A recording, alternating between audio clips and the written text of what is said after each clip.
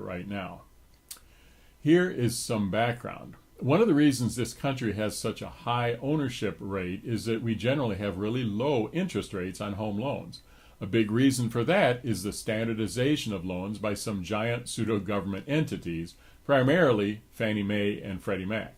About 80% of home loans meet these standard guidelines, and it allows for easy interchange of loans by big institutional investors. Loans that conform to these standards are referred to as conforming loans. Again, this is about 80% of home loans. As you probably know, not everyone gets the same interest rate when they purchase a home. That is because of the loan level pricing adjustments. These adjustments compensate for variations in each loan, like the size of the loan, the type of home the loan is used for, the credit score of the borrowers, the occupancy of the home, and even the physical location of the home. This standardization is normally great. However, when this group changes its standards every few years, it impacts a lot of home buyers. The loan level pricing adjustment changes for 2023 are quite significant. Here are 4 examples of negative impacts. First, pricing will now be impacted by a buyer's total debt to income ratio. If a buyer's monthly debt payment is above 40% of their income, they will face a pricing hit. There's a lot of concern that this will lead to additional difficulties in getting loans through underwriting because it is a whole new measurement. Second, for the last 30 years or so, if a buyer's credit score was above 740, they basically had access to the best pricing. The vast majority of the buyers in our office have had scores above 740. Now a buyer needs to have a 780 or above to get the best pricing level. Third, refinancing will reportedly be more expensive than a purchase loan.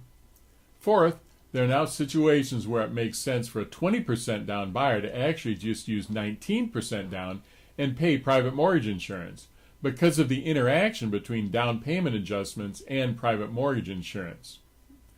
So here are 3 positives of the changes. First, pricing for lower credit scores has improved. For example, a 640 to 680 credit score has actually gotten reduced penalties.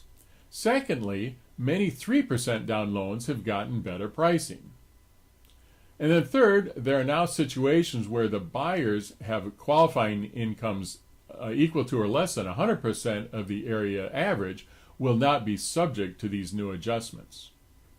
A really useful chart of impacts is available at the mortgagenewsdaily.com on an article titled Big LLPA Changes. Or if you really want to get into the nitty-gritty, there is an article on Fannie Mae's website about all the details. On a related note, one type of loan that isn't a conforming loan is an FHA loan. Pricing on FHA loans has actually improved significantly. These loans have historically worked well for first-time buyers without great credit or situations where there's a non-occupant co-borrower. The bottom line here is that mortgage approval criteria have changed.